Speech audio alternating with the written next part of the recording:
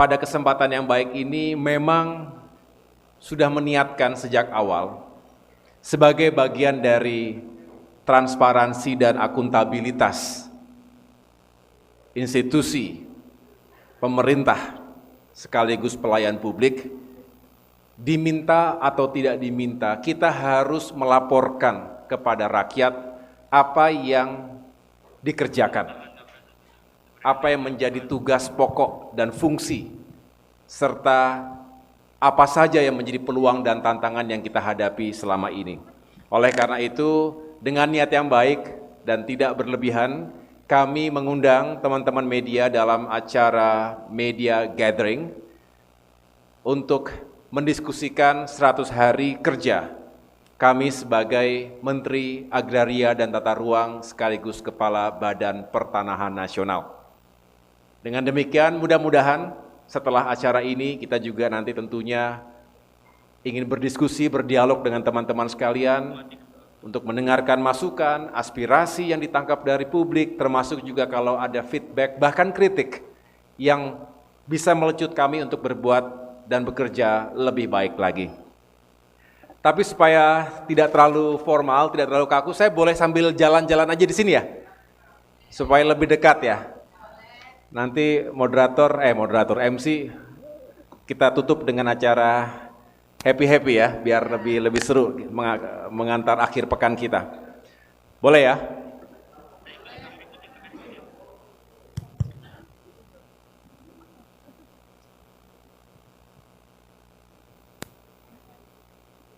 Ini bisa digeser dulu.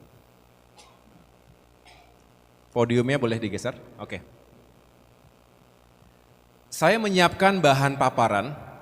Saya berjanji tidak banyak tulisannya, jadi lebih banyak foto, dokumentasi untuk memberikan ilustrasi langsung dan mudah-mudahan bisa lebih mudah ditangkap. Ditambah tentunya beberapa statistik infografis yang juga mudah-mudahan memperkuat narasi yang kami akan sampaikan. Saya mulai dengan arah mana ini? Nggak gerak ya? Oke, agenda yang akan saya sampaikan pada paparan sore hari ini hanya ada 5. Yang pertama akan saya mulai pada saat mendapatkan amanah baru, pelantikan tentunya di Istana Negara dan mendapatkan 3 arahan dari Bapak Presiden. Kemudian segera setelah itu saya melakukan belanja masalah, belajar cepat, karena Bapak Ibu teman-teman tahu saya tidak punya ekspertis atau rekam jejak sebelumnya di Kementerian ATR BPN, oleh karena itu saya wajib belajar cepat sekaligus belanja masalah di kantor maupun di lapangan dan melakukan berbagai koordinasi dengan lembaga-lembaga termasuk kementerian yang terkait dengan urusan ATR BPN. Yang ketiga, saya akan menyampaikan progress report dan di sini juga bisa saya tampilkan nanti beberapa hal yang esensial, walaupun tidak semua akan saya sampaikan secara statistik, tapi paling tidak ada beberapa target pencapaian yang bisa kita ikuti bersama, termasuk tantangannya apa saja. Dan yang keempat, kegiatan lainnya yang tidak secara langsung menjelaskan progres dari 3 arahan dan prioritas Presiden tadi, tetapi juga penting untuk menjadi bagian dari kemajuan kementerian ini. Dan yang terakhir kita tutup dengan berbicara 100 hari ke depan. Jadi 100 hari pertama sudah lewat, 100 hari kedua kita song-song bersama. Next. Baik, yang pertama saya akan mulai dari pada saat menerima amanah dari Bapak Presiden. Cepat saja. Di sini kita lihat bahwa saya pun terkejut ketika 1 minggu setelah pemilu 14 Februari, kemudian pada tanggal 20 diundang ke istana oleh Bapak Presiden dan beliau secara langsung menyampaikan, memberikan tugas sekaligus amanah kepada saya dan tentu saya jawab dengan penuh kehormatan dan kebanggaan untuk bisa menjalankan amanah baru ini. Dan saya menyampaikan mohon selalu arahan dan bimbingan dari beliau, dan beliau menyampaikan yang dibutuhkan adalah leadership dan juga manajemen. Mengapa? Karena memang pada tataran kementerian sudah banyak ekspertisnya. Yang dihadirkan tentunya adalah bagaimana kita bisa mengintegrasikan dan melipat gandakan sumber daya yang dimiliki oleh kementerian itu. Dan saya tentunya dengan penuh sukacita dan semangat yang tinggi ingin menjalankan tugas-tugas tersebut dengan sebaik mungkin, sesuai dengan kemampuan saya. Di ruangan ini langsung dijalankan serah terima jabatan dari Menteri sebelumnya Bapak Hadi Cahyanto yang kemudian menjadi Menko Polhukam, dan tentunya serah terima jabatan tersebut juga disaksikan oleh seluruh pejabat bukan hanya di tingkat pusat tapi juga secara online disaksikan oleh para kepala kantor wilayah di 33 provinsi dan 479 kepala kantor pertanahan di seluruh kabupaten kota se-Indonesia. Dan dari situ saya menyampaikan semacam acceptance speech, menyampaikan kepada semua bahwa saya ingin bersama-sama dengan semua membangun kerja yang profesional dengan semangat sinergi dan kolaborasi yang tinggi. Dan disinilah saya memulai hari-hari pertama sebagai Menteri ATR BPN. Nah, Bapak Ibu tadi sudah disampaikan oleh MC kita, ada 3 arahan yang disampaikan oleh Bapak Presiden kepada kami. Yang pertama, bisa dilihat di sini.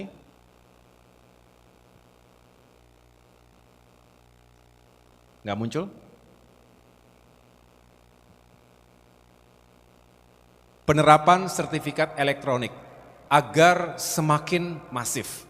Mengapa? Karena transformasi digital ini merupakan backbone dari reformasi birokrasi, dari meningkatkan kinerja kementerian di seluruh bidang, di seluruh aspek public administration. Oleh karena itu, Kementerian ATR BPN tidak ingin tertinggal, bahkan kami ingin menjadi yang terdepan, salah satu yang terdepan dalam transformasi digital.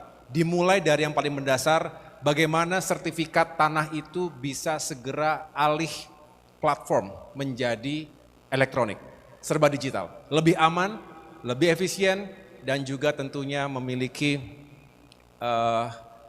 fleksibilitas yang lebih baik lagi bagi para pemegangnya. Kemudian yang kedua, revisi PP nomor 18 tahun 2021. Ada 10 hal yang kemudian dilakukan revisi, tetapi yang menjadi penekanan Pak Presiden itu kepada saya adalah bagaimana melakukan perbaikan dalam beberapa pasal terkait dengan HGU carbon trading. Ya.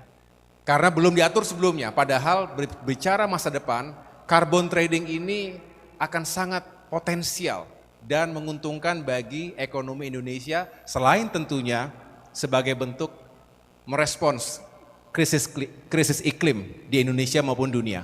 Dan yang ketiga adalah pendaftaran tanah yang kita ingin mencapai target di akhir tahun 2024 ini 120 juta bidang tanah melalui program PTSL, pendaftaran tanah sistematis dan lengkap. Lanjut. Saya masuk kemudian ke belanja massal dan koordinasi, cepat saja. Jadi Bapak Ibu sekalian, saya punya tabiat, punya sebuah kebiasaan bahwa segera setelah mendapatkan tugas melakukan langkah-langkah cepat. Nah, kita ketika itu sedang merencanakan untuk menggelar rapat-rapat pimpinan, rapat koordinasi antar dirjen dan jajaran yang ada di bawahnya. Sehingga hari pertama saya sudah siap berangkat ke kantor ini kembali, dan teman-teman wartawan sebagian juga menunggu pagi-pagi hari, masih ingat. Tapi ternyata saya mendapatkan undangan sekaligus tugas untuk terbang ke Sulawesi Utara untuk menghadiri peresmian bendungan Lolak di Kabupaten Bolaang Mongondo, Bolmong. Jadi hari pertama bisa dikatakan kerja langsung terbang dan turun ke lapangan. Inilah yang kita lakukan, sehingga di Sulawesi Utara ketika itu saya langsung melakukan penyerahan sertifikat secara door to door, termasuk juga penyerahan sertifikat untuk gereja. Selebihnya saya berupaya untuk menyapa, menyambangi untuk pertama kalinya kunjungan ke kantor wilayah di Sulawesi Utara dan sekaligus kantor pertanahan di kota Manado. Senang sekali rasanya karena ini pertama kali langsung ke lapangan, begitu. Nah yang kedua, saya juga terus melakukan koordinasi, mendatangi sowan ke para pejabat termasuk pemimpin kementerian dan lembaga yang memiliki korelasi erat dengan Kementerian ATR BPN. Di antaranya tentu sebagai Menko kami, Menko Perekonomian, Pak Erlangga Hartarto, kemudian banyak urusan ATR BPN dengan APH, aparat penegak hukum, urusan sengketa, konflik, mafia tanah. Oleh karena itu kami mendatangi Kejaksaan Agung dan Mabes Polri. Bertemu dengan Pak Jaksa Agung, dengan Pak Kapolri. Saya juga tidak lupa tentunya sowan dan menyampaikan berbagai hal kepada Bapak Menteri Pertahanan dan juga adalah Presiden terpilih Pak Prabowo Subianto, termasuk juga dengan Ketua Dewan Pertimbangan Presiden Bapak Wiranto yang juga punya pengalaman sebagai senior mengelola Polhukam, di mana kita tahu bahwa sebagian besar hari ini bahkan sampai dengan 60% urusan dan isu-isu yang masuk ke Polhukam itu terkait dengan sengketa dan permasalahan tanah. Jadi mendasar sekali permasalahan yang dikelola oleh kementerian ini. Lanjut, selain itu Bapak Ibu sekalian, untuk investasi saya datang ke Pak Bahlil tentunya, termasuk bagaimana kita bisa memiliki hubungan yang semakin baik dengan Kementerian Keuangan karena Kementerian ATR BPN membutuhkan anggaran tambahan.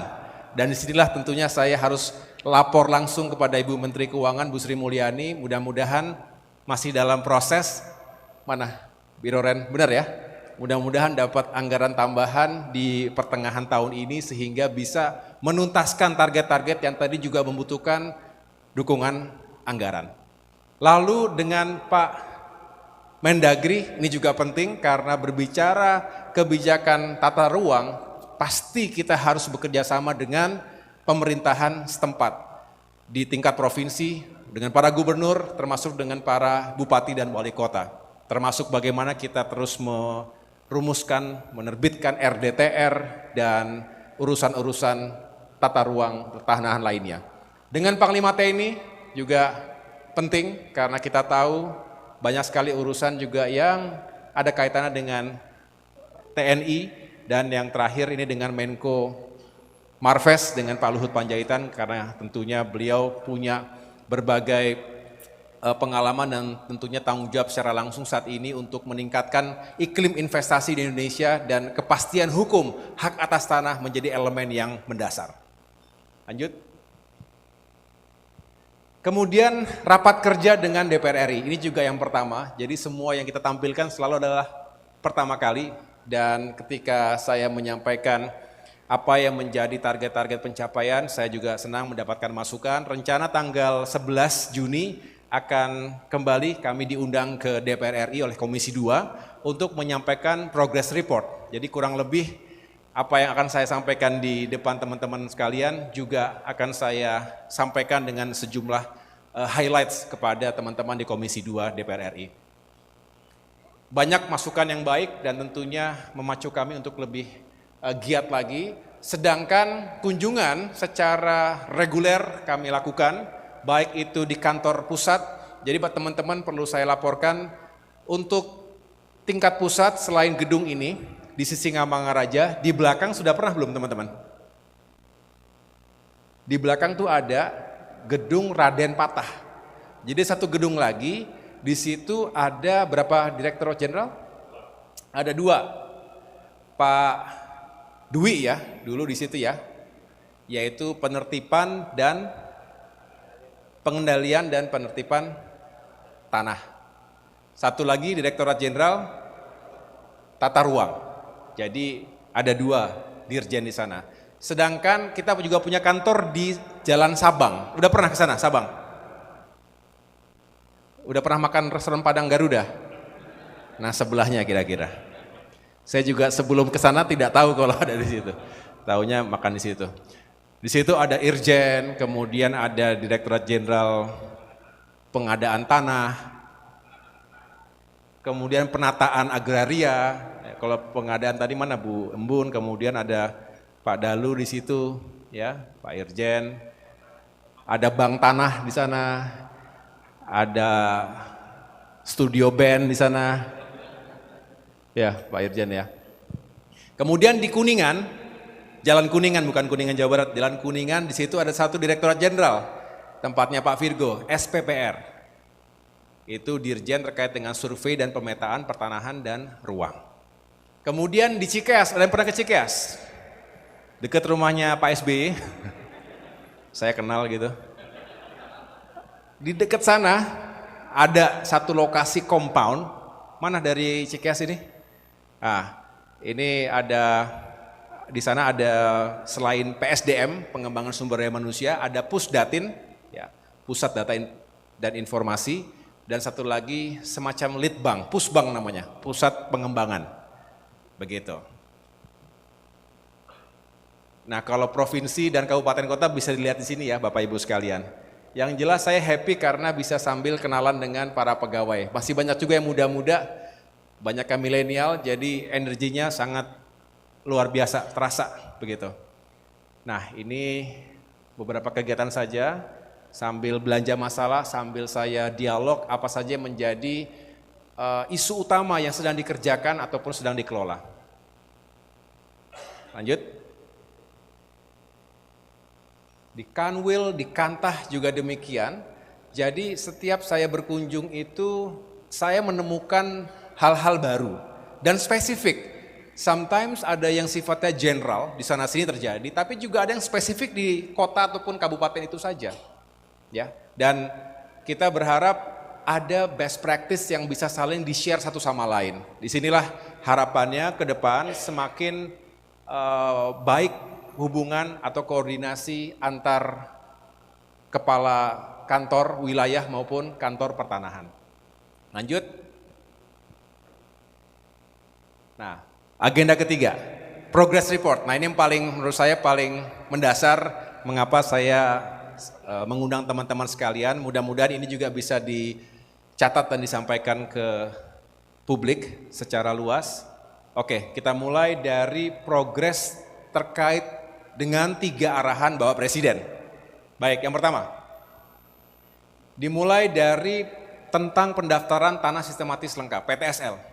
Jadi bisa dilihat di depan ini, infografis yang sederhana ini, progresnya tahun 2017 ketika dicanangkan program PTSL ini, ada 46 juta bidang tanah yang terregister. Sudah atau baru, karena sebetulnya ada 120 jutaan bidang tanah. Nah, sehingga ketika itu Bapak Presiden merasa, wah ini harus dipercepat. Kalau business as usual, tidak ada program yang terobosannya kurang begitu, maka tidak akan tercapai di akhir tahun ini peningkatan pendaftaran tanah yang signifikan. Nah, digenjotlah dari sini sampai dengan Februari 110 jutaan. Dan di sini saya menerima data ini dan alhamdulillah dalam 100 hari terakhir berhasil kita tambah 2,4 juta bidang tanah yang terregister. Sehingga hari ini ada 113,3 juta bidang tanah. Mohon doa dan dukungan dari teman-teman sekalian. Mudah-mudahan akhir tahun 2024 ini benar-benar dapat tercapai 120 juta bidang tanah. Ini mendapatkan apresiasi. Sebagai gambaran, memang kita tidak sempurna, masih banyak permasalahan sana-sini, tapi sebagai gambaran dan menjadi perbandingan. Ketika di Washington DC, setelah menghadiri acara World Bank, saya melakukan side meeting dengan semacam kepala BPN-nya Belanda. Saling bertukar pengalaman. Kita tahu mereka termasuk yang paling maju di dunia. Tapi akhirnya dari beliau sendiri menyampaikan, tapi ya memang beda ya. Kami ini senegara Belanda maksimal sudah lakukan pendataan secara keseluruhan semuanya, 8 juta bidang tanah.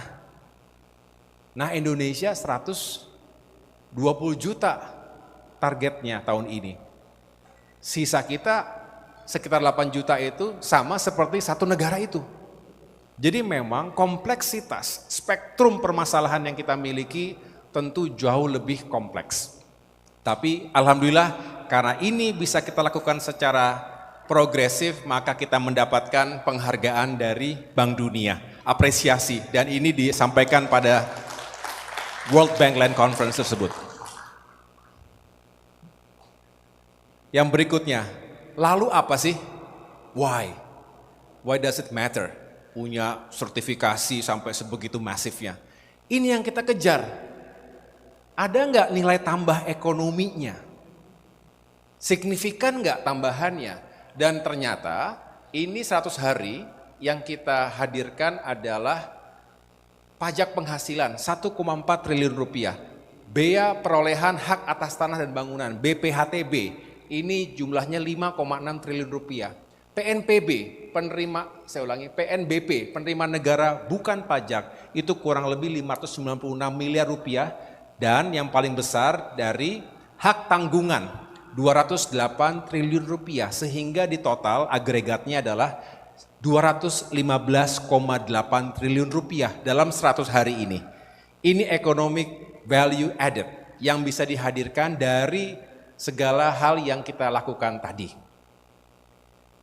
Kita lanjutkan. Nah, ini juga penting. Teman-teman yang suka ikut kegiatan saya pasti sering mengikuti deklarasi kota kabupaten lengkap. Ada yang sudah pernah ikut sama saya? Di Banten misalnya, kemudian ada ya? Nah, ini progresnya. Jadi, per Februari 2024, itu baru ada 13 kota kabupaten lengkap. Nah, sebelum saya lanjutkan, definisi mengapa sebuah kota atau kabupaten diberikan status lengkap? Karena seluruh bidang tanah yang ada di kota atau kabupaten tersebut telah terpetakan dan didata. Mengapa penting?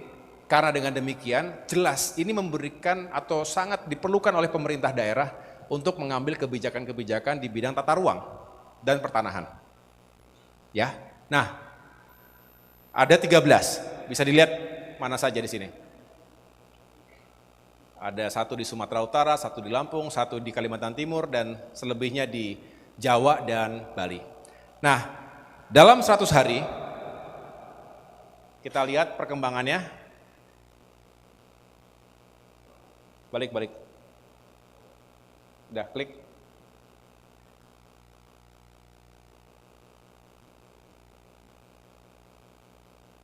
Ya, ada tambahan 20 kota. Ya, ada tambahan 20 kota dan kabupaten yang warnanya biru ini. Jadi ada beberapa tambahan. Tapi Bapak Ibu sekalian, kalau terlihat loh masih jauh dong dari target 104. Ini bukan semuanya dari 0%. Tapi dalam progres ada yang sudah 75%, 80%, 85%, bahkan 90%, sehingga mohon diikuti nanti minggu-minggu ke depan, bulan-bulan ke depan semakin banyak dan semakin lebih luas lagi cakupannya untuk kami mendeklarasikan kota kabupaten lengkap se-Indonesia. Disinilah harapannya juga semakin terasa progresnya. Sekarang saya lanjutkan. Terkait dengan implementasi layanan kantor pertanahan ya, yang sudah bisa punya layanan elektronik. Mengapa penting? Karena memang kita berharap semakin banyak yang memiliki kemampuan melakukan pelayanan elektronik, maka semakin progresif juga untuk menerbitkan sertifikat elektronik maupun layanan-layanan pertanahan lainnya.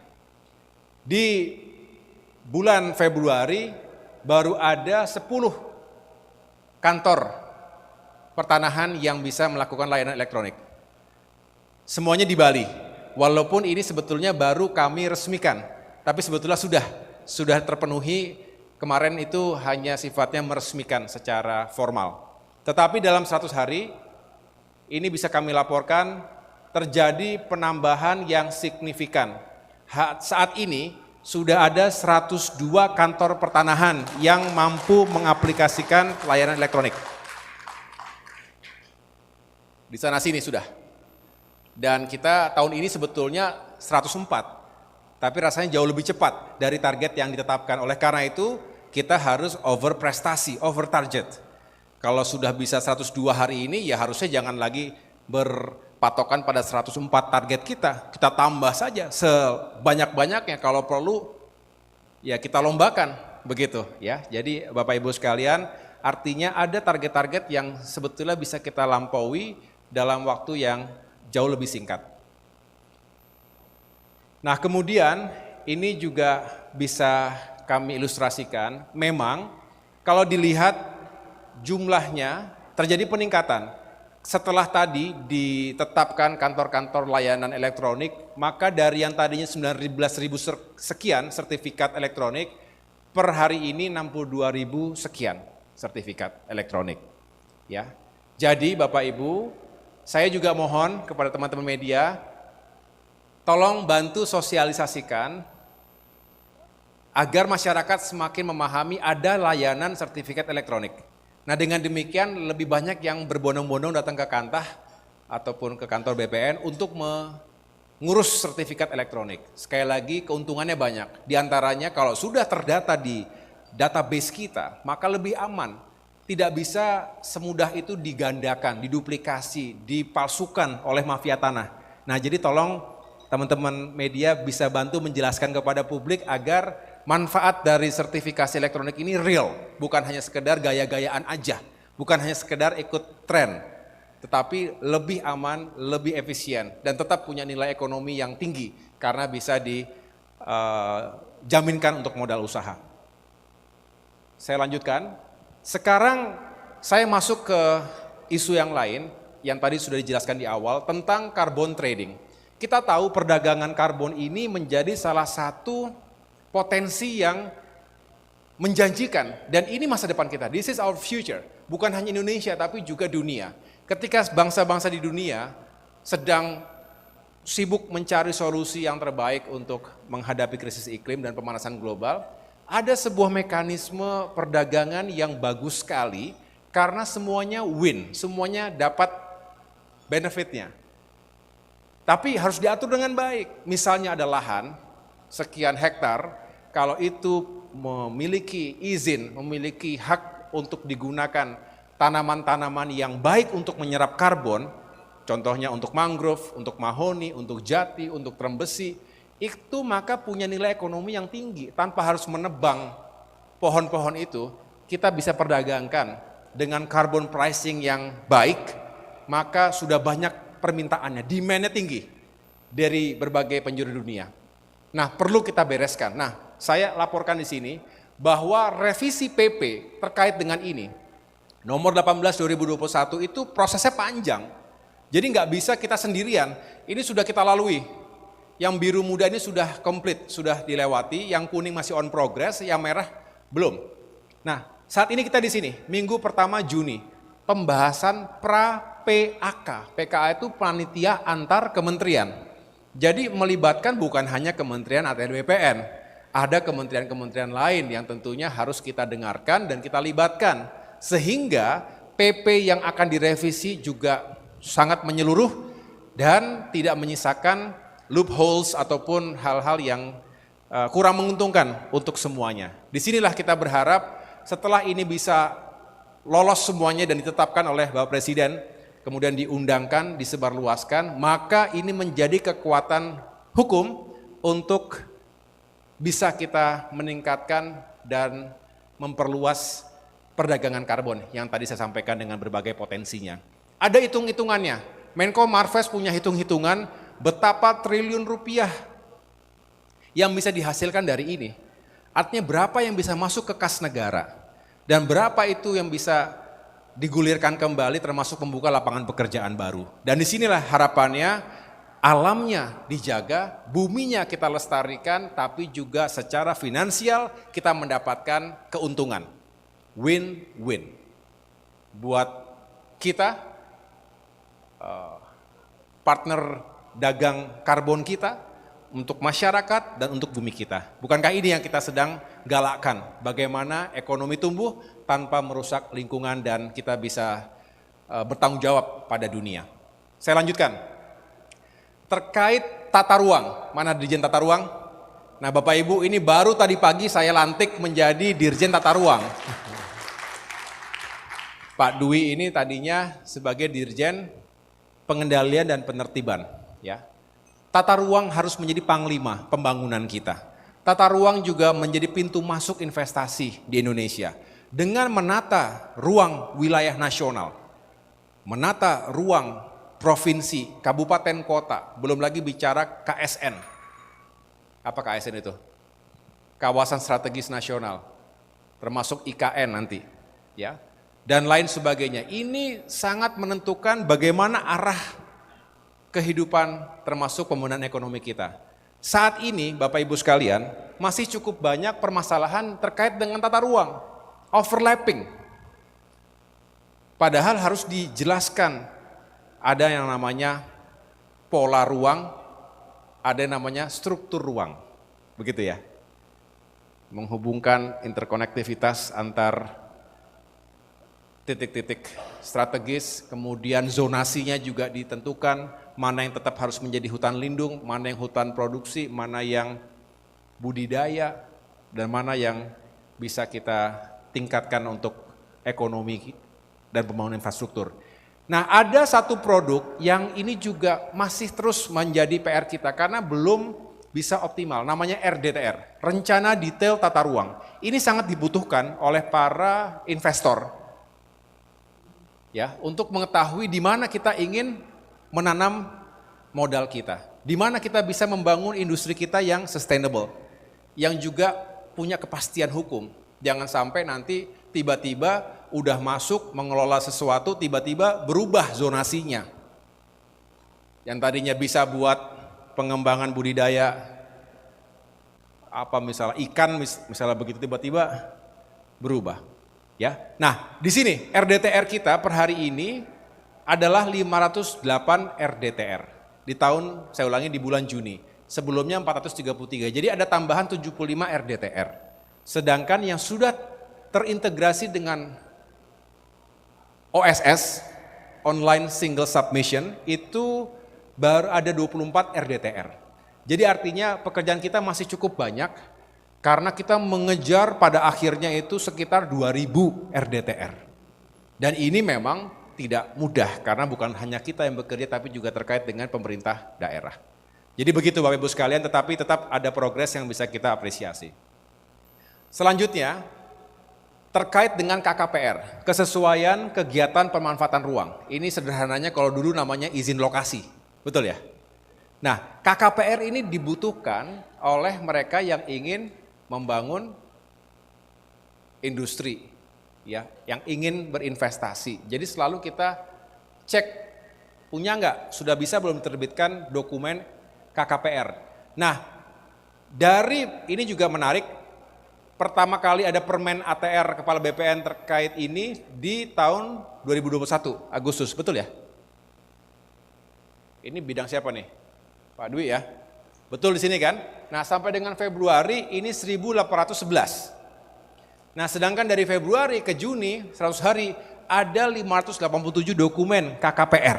Ini sesuatu yang baik dan dengan estimasi nilai investasi dokumen 58,28 triliun rupiah. Ya, bayangkan kalau ini semakin bisa ditingkatkan, maka akan berkontribusi sebagai ini, seperti ini. Ini dari Agustus 2021 sampai dengan 2024, estimasinya sekian.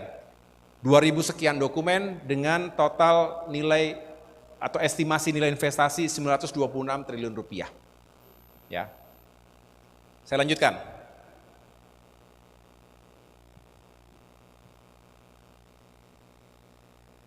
Sekarang progress report terkait penetapan hak dan pendaftaran tanah. Ini dirjennya Pak Asnaidi. Boleh berdiri Pak Asnaidi? Nah ini dirjennya ya. Oke. Jadi kalau ada yang mau mengurus tanah ya di sini nih dirjennya. Penyerahan sertifikat wakaf ini juga dilakukan secara menyeluruh, tentunya untuk meyakinkan para pemilik tanah wakaf itu benar-benar aman, tidak kemudian digugat oleh siapapun di kemudian hari. Nah, wakaf ini banyak yang peruntukannya tentu untuk rumah-rumah ibadah, untuk masjid, musola, madrasah, pendidikan, kesehatan, termasuk juga pemakaman. Ya. Tetapi bukan hanya untuk yang beragama Islam, saya juga alhamdulillah telah melakukan berbagai kegiatan untuk menyerahkan sertifikat-sertifikat untuk rumah-rumah ibadah lainnya, untuk gereja, untuk termasuk juga ada beberapa SK yang kita berikan untuk digunakan sebagai vihara, untuk agama, untuk pura dan lain sebagainya. Jadi ini kita lakukan karena setiap warga negara, setiap umat beragama wajib, saya ulangi, punya hak untuk bisa menjalankan ibadah dengan tenang, dengan nyaman di tempat masing-masing, di rumah ibadah masing-masing. Saya lanjutkan.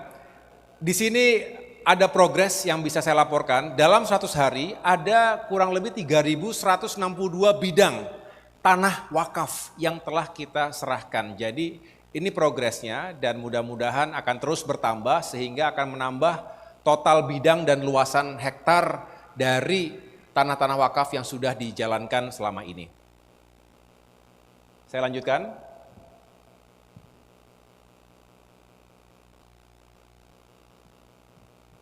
Nah, sedangkan terkait dengan tanah ulayat, kita tahu juga di sana sini tanah komunal, tanah adat, tanah ulayat ini juga diharapkan bisa segera diterbitkan atau diserahkan HPL-nya kepada masyarakat adat.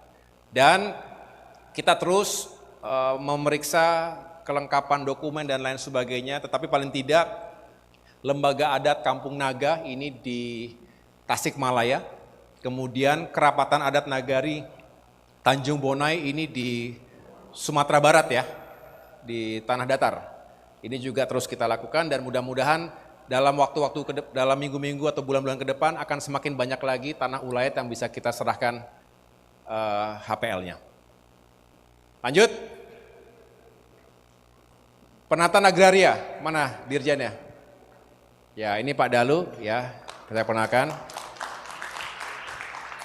Sebentar lagi kita juga akan menyelenggarakan Reforma Agraria Summit bertempat di Sanur, Bali, tanggal 14-15. Nanti saya pasti akan undang teman-teman wartawan,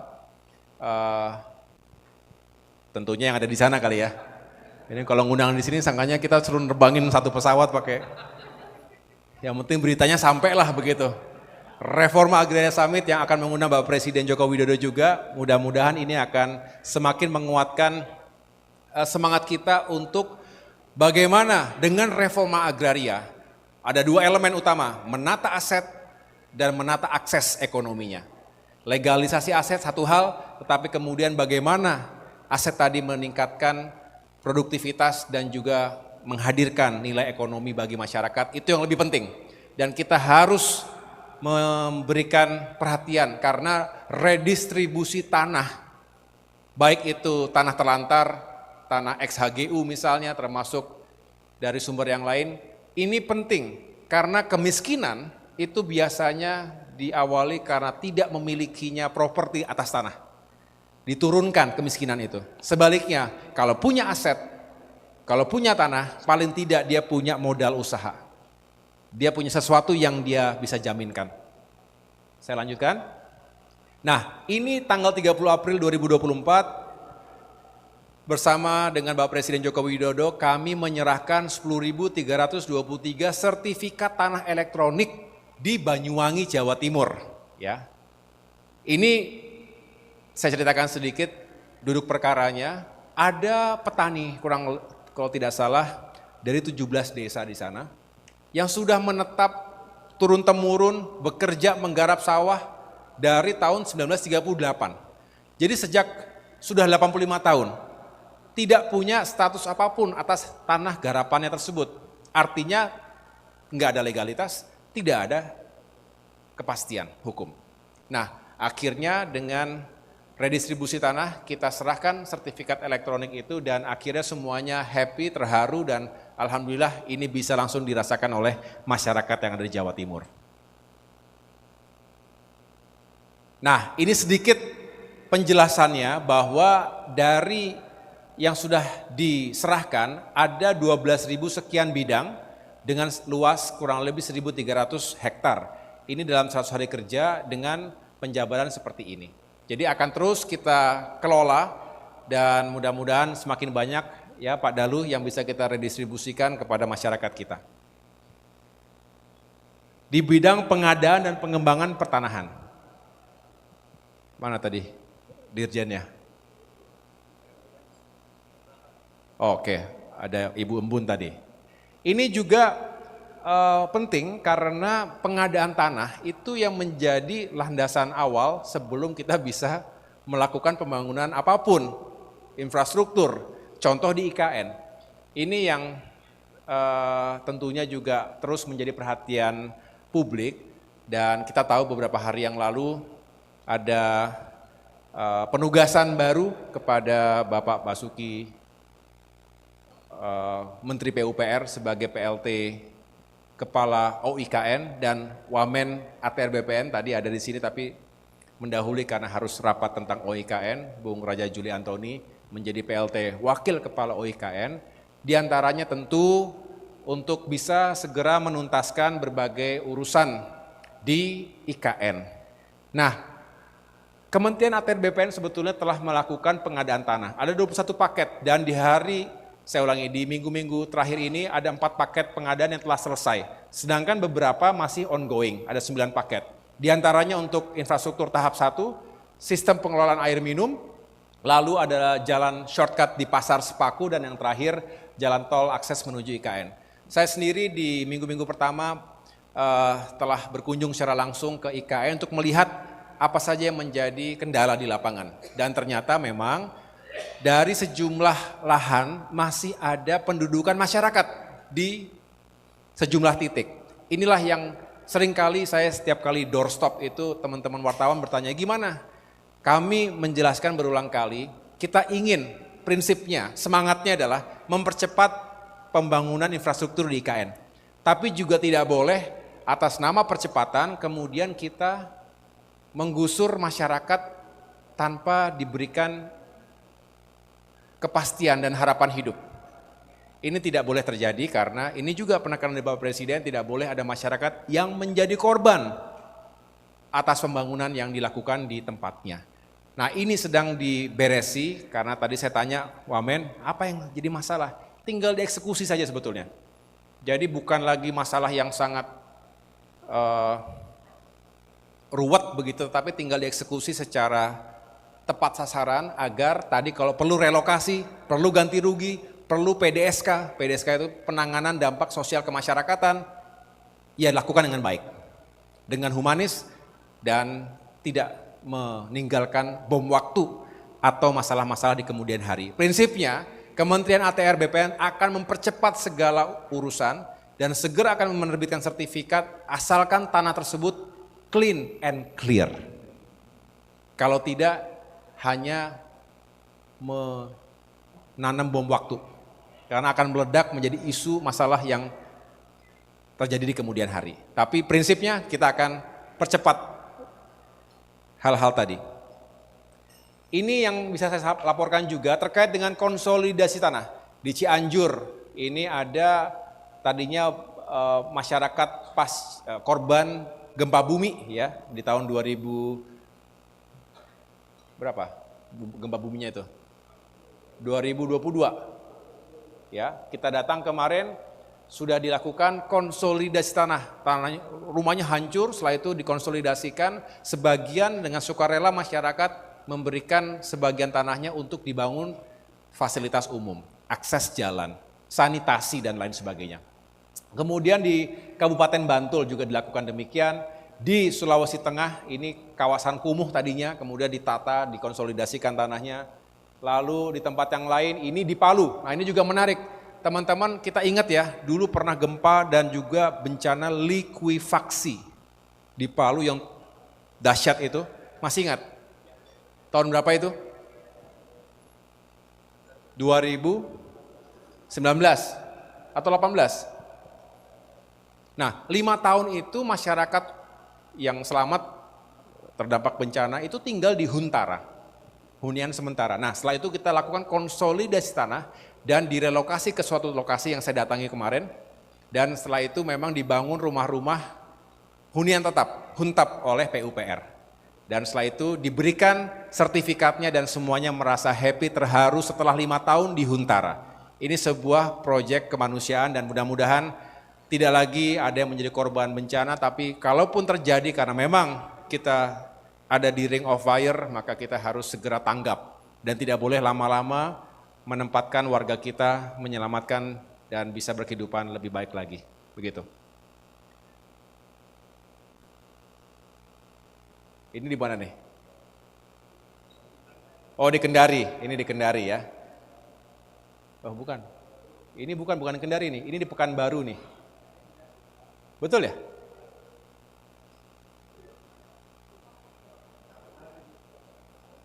Ini Pekanbaru, bukan Kendari. Mohon maaf. Tolong diperbaiki nanti ya. Pekanbaru. Jadi masuk kita ke perkebunan sawit, ternyata di tengah-tengahnya ada rumah-rumah warga. Gitu. Ini tanggal 31 Mei, karena besoknya 1 Juni, hari apa? 1 Juni? Hari lahir Pancasila, kita memperingatinya di Dumai. Jadi berakhirnya 100 hari 100 hari kerja Menteri AHY itu di tanggal 1 Juni sebetulnya. Jadi pas 1 Juni. Oke, lanjut. Nah, ini beda lagi. Ini di Bolmongsel, Bolang Mongondo Selatan. Tepatnya di Desa Modesi. Ini tempat relokasi erupsi Gunung Ruang. Masyarakat ada kurang lebih 301 KK yang kemudian direlokasi ke Bolmongsel ini. Dan benar yang sampaikan tadi siapa ya? Diana ya, menyampaikan saya setelah itu berangkat ke Amerika Serikat, benar karena sehari sebelumnya saya terbang dulu ke lokasi ini untuk bisa meyakinkan benar tidak ada lahan yang sudah dipersiapkan. Dan alhamdulillah walaupun perjalanan juga cukup menantang karena tutup bandara di sana sini dari Gorontalo sekitar 7 jam. Dan itu kembali lagi, jadi 7 jam jalan darat, 1,5 jam kegiatan, balik lagi, besoknya terbang lagi karena harus mengejar ke World Bank. Tapi alhamdulillah inilah tugas yang harus kita jalankan dengan baik. Masyarakatnya juga bisa menerima dan dengan sukacita menunggu kedatangan dari 301 KK yang tadi direlokasi dari Gunung Ruang. Nah, selebihnya terkait dengan proyek strategis nasional PSN ini dalam 100 hari terakhir ada 5 PSN yang diresmikan. Tentu kontribusi Kementerian ATR BPN pada lahannya, di awal pengadaan tanahnya, pembebasan lahannya. Ini Makassar Newport, Bendungan Lolak, ini yang waktu itu kita resmikan, Bendungan Ameroro di Konawe, Jalan Tol Pekanbaru Bangkinang ini juga baru diresmikan pada tanggal 31 Mei kemarin. Lalu ada Bendungan Sepaku Semoy, tahap 1 di lokasi IKN di Penajam Pasir Utara. Nah, pengendalian dan penertiban tanah, ini masih Pak Dwi ya, masih merangkap ini. Jadi terkait penetapan tanah terlantar, jadi tanah terlantar itu tentu ya nggak produktif lah. Ya. Itu dari target 100 hari, 55% sudah, saya ulangi, dari target tahun 2024, 55% sudah terselesaikan dalam 100 hari ini. Sedangkan masih ada sisa 45% sisanya. Nah ini yang sudah kita capai sekitar 1.930 hektar dari target 3.500. Sedangkan yang terkategori cadangan umum negara, tanah cadangan umum negara, tecun. Jadi kalau dengar tecun-tecun ini tanah cadangan umum negara. 86% telah terselesaikan dalam 100 hari pertama dan sisanya tinggal 14% lagi. Ya mudah-mudahan bisa kita tuntaskan dalam waktu dekat ini. Nah ini yang terakhir, dirjennya Pak Ilyas Tejo, boleh berdiri? Nah ini Pak Ilyas Tejo ya. Mukanya kalem, orangnya kecil, tapi menyelesaikan sengketa-sengketa tanah. Gitu. Konflik melawan mafia tanah termasuk diantaranya. Ini, kita mulai dari rapat praoperasi. Rapat praoperasi ini penting. Di tahun 2024, sesaat atau ini tanggal berapa, masih ingat gak ini? Di awal-awal saya menjabat itu kita segera menyelenggarakan rapat praoperasi untuk menentukan berapa jumlah target operasi yang akan kita tetapkan. Dan dari berbagai pertimbangan ada 82 kasus. Betul ya Pak Irjen Widodo? 82 kasus di mana target atau potensi kerugian negara dari 82 kasus itu diestimasi sekitar 1,7 triliun rupiah. Nah, ini yang ingin kita selamatkan, jangan sampai terjadi. Nah, perkembangannya karena memang tidak mudah ya, jangankan masalah sengketa konflik mafia tanah, masalah kecil aja kan butuh waktu. Tapi kita bekerja dengan serius. Ada 19 kasus, yang lainnya masih on progress. Mudah-mudahan nanti akan semakin banyak lagi. Dan dari 19 kasus saja, kita sudah berhasil menyelamatkan potensi kerugian negara dan masyarakat itu sekitar 893 miliar rupiah. Bayangkan, sebetulnya lebih banyak lagi yang bisa kita selamatkan. Tapi tentu serba ada keterbatasan. Ya, jadi teman-teman wartawan, Kenapa sih targetnya cuma 82, kenapa nggak 1000 kasus? Nah, pengennya begitu. Ya, tapi ada keterbatasan sumber daya manusia kita. Ada keterbatasan anggaran kita. Karena untuk mengungkap kasus butuh sumber daya. Baik manusia maupun anggaran yang cukup. Sehingga ini pula yang kami laporkan kepada Menteri Keuangan, ini juga yang kami sampaikan di Komisi 2 DPR RI. Mohon ATR BPN juga terus diberikan dukungan anggaran yang cukup. Kita tahu prioritas negara banyak, pemerintah juga punya target-target yang lain, tetapi mudah-mudahan karena dengan menangani ini secara serius, bayangkan 19 kasus saja bisa menyelamatkan 893 miliar. Bagaimana kalau 50 kasus? Bagaimana kalau 100 kasus? Bagaimana kalau 1000 kasus? Dari pengungkapan kejahatan pertanahan. Ini contoh yang saya datangi secara langsung, mungkin teman-teman juga sudah melihat dan mengikutinya. Pertama, operasi di Jawa Timur. Ada kasus mafia tanah di Banyuwangi dan juga Pamekasan, Madura. Sedangkan yang terakhir ini dilakukan di Kendari. Ini contoh ya, di Kendari, Sulawesi Tenggara. Jadi pemalsuan dokumen, si mafia tanah ini menang terus, sampai PK menang dia. Sesaat sebelum mau dieksekusi hasil putusan tadi, lalu ada anggota masyarakat yang kena colek gitu tanahnya. Dia tanahnya cuma 1 hektar, tapi yang sebetulnya dirugikan tuh 40 hektar itu, yang tadinya kalah terus dia. Nah karena dia kena colek, dia nggak terima, terus akhirnya kita dapatkan laporan itu, kita bedah lagi, dan ternyata benar, dokumen-dokumen yang digunakan tuh palsu semuanya. Menggunakan dokumen kelurahan apa begitu namanya tahun 72. Padahal kelurahan itu baru berdiri tahun 78. Nah, kalau nggak jeli lepas ini. Padahal ini kemarin sekitar 300 miliar rupiah yang berhasil kita selamatkan. Jadi masyarakat merasa sangat bersyukur dan negara juga tidak dirugikan.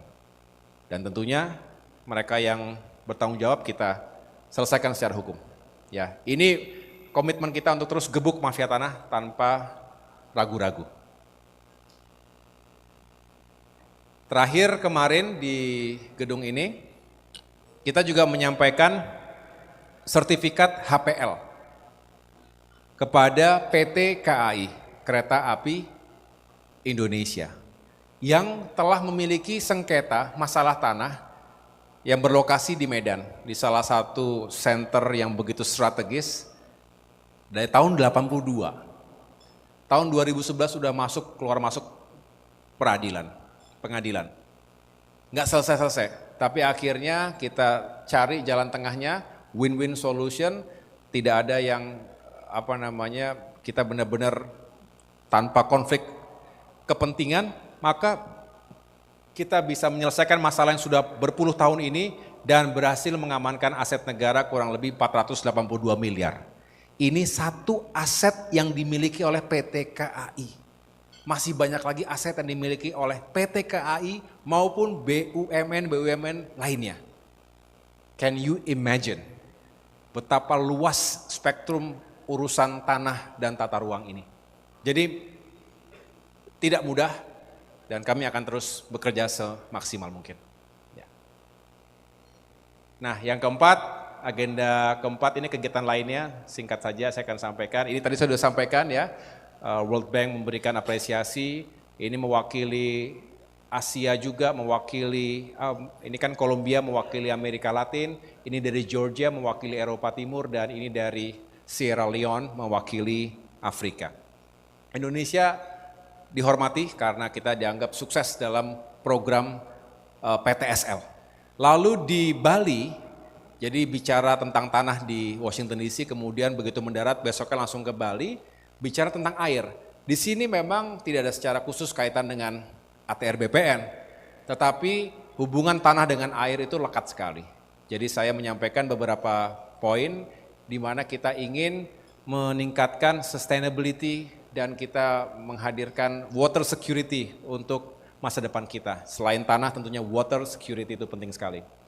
Lanjut, masih dalam semangat menjaga lingkungan untuk alam, krisis iklim, kita juga terus-terusan melakukan upaya penanaman pohon. Yang terakhir pada tanggal 5 Juni, Hari Lingkungan Hidup Sedunia, kita melakukan gerakan menanam pohon serentak 100.000 pohon di seluruh Indonesia, seluruh kanwil dan kantah, to give back to our environment. Jadi biasanya kita ngatur lahan buat bikin bangunan, bikin beton, bikin jalan, sekali-kali kita tanam lagi, dan itu harus reguler, karena kalau bukan kita siapa lagi? Ya. Dan teman-teman, saya termasuk orang yang percaya bahwa leadership itu adalah presence, kehadiran. Pembinaan institusi, kelembagaan, birokrasi juga sangat menentukan karena kita hadir di tengah-tengah sistem yang bekerja bersama-sama. Ekosistemnya menjadi sehat dan juga saling termotivasi. Saya mencoba untuk membangun karakter dan budaya ini di Kementerian ATR BPN, melanjutkan yang sudah baik sebelumnya dan juga dengan sejumlah penguatan. Di STPN, Sekolah Tinggi Pertanahan Nasional. Ada yang sudah pernah ke STPN? STPN. Ini juga taruna-taruni panggilannya. Ya, kapan-kapan ini di Sleman, Yogyakarta. Di sana saya menyampaikan kuliah umum tentang kepemimpinan, tapi juga memotivasi agar mereka semua menjadi taruna-taruni dan kelak menjadi pegawai-pegawai termasuk ASN yang berkualitas.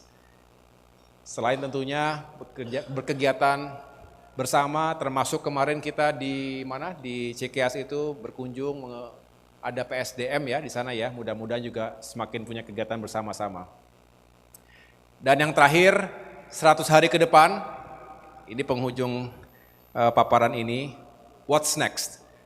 100 hari ke depan tentu kita akan melanjutkan dan menuntaskan sejumlah target yang tadi sudah kita ketahui. Yang pertama, mempercepat dan menuntaskan pendaftaran atau PTSL 118 juta dan hingga 120 juta, tentunya dengan dukungan anggaran yang cukup. Yang kedua, menyelesaikan termasuk melampaui 104 kota kabupaten lengkap di akhir 2024. Karena selain target 104, ternyata juga di sana sini ada kabupaten kota yang inisiatif sendiri untuk menjadikan status kota lengkap. Yang ketiga, mempercepat proses penerbitan sertifikat elektronik dengan target lebih dari 100.000 sertifikat tanah elektronik. Yang keempat, memastikan bisa segera dituntaskan revisi PP nomor 18 2021 tadi terkait dengan carbon trading untuk segera diundangkan. Yang kelima, mengefektifkan koordinasi antar lembaga, lintas sektor, mempercepat RDTR, KKPR, dan tentunya dengan ini akan meningkatkan iklim investasi, termasuk mempercepat proses redistribusi tanah, khususnya dalam konteks pelepasan kawasan hutan. Yang keenam, mempercepat proses transformasi digital. Kita ingin semakin responsif, adaptif, dan juga modern. Dan yang terakhir, lanjutkan dan tuntaskan operasi gebuk mafia tanah. Jadi itulah yang dapat saya sampaikan Bapak Ibu sekalian, teman-teman. Mohon maaf dan terima kasih, sabar untuk mendengarkan pemaparan ini. Seperti yang disampaikan MC tadi, 100 hari cepat sekali rasanya. Perasaan udah kurang tidur, cuman kok masih banyak aja yang belum kita lakukan. Tetapi ini menunjukkan bahwa kami bukan hanya punya semangat, tetapi mudah-mudahan juga dengan dukungan teman-teman terus konsisten.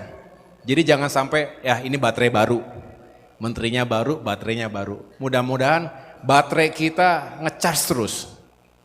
Ya, jangan sampai ada downtime-nya, dicas terus sehingga jangan sampai ada istilah baterainya sudah lowbat.